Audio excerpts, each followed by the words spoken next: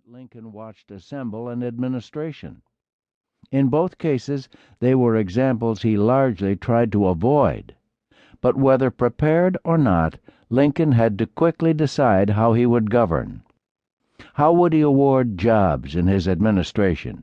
How would the most important wartime commander-in-chief relate to his generals? How would he work with Congress to achieve his goals? How would he, as president, maintain support among the people?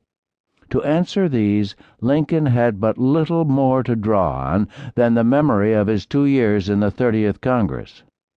Lincoln's service in the House exposed him to the deeply divided country he now presided over, working closely with members both from North and South, and some of his friendships there would be critical in his rise to power. And it was in the 30th Congress that Lincoln first worked to limit slavery, the evil he one day would end. Abraham Lincoln's preparation for power and his decisive blow against slavery can all be traced back to this time in the House. For too long we've tried to understand Lincoln while virtually ignoring the events of this story. This book represents my humble attempt to put Congressman Lincoln in his proper context, at the forefront of the Lincoln story, the catalyst for all that followed. Growing up in Illinois, the self-proclaimed land of Lincoln, one can't escape the long shadow of our 16th president. His bearded visage smiles at us from license plates. Throughout the state, streets, schools, businesses, and a town bear his name. As a boy, there were class field trips to Springfield, where within a few blocks one can see Lincoln's home, law office, and the state capitol, where he served and made his House Divided speech. The Lincoln of my childhood was beyond criticism. Despite such tangible evidence of his existence, such reverence for Lincoln made it hard to think of him as a human being. Lincoln himself believed biographies were false and misleading, too quick to cover up the subject's faults. Many have erred in equal measure in their eagerness to criticize Lincoln, attributing to him dishonest motives and tyrannical tendencies.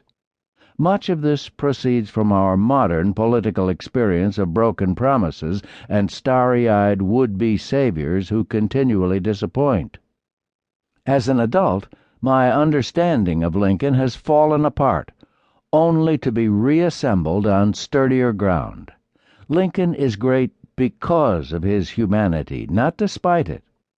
Not because his life was error-free, but because of how he learned from his mistakes. Not because he was always right, but because of his tremendous capacity to grow and acknowledge when he was wrong. Lincoln's life challenges us to consider that there was once, and could be again, a person with all the failings that the human condition is subject to, who could still live up to his billing. In these chapters, we discover how he became the Abraham Lincoln we know today.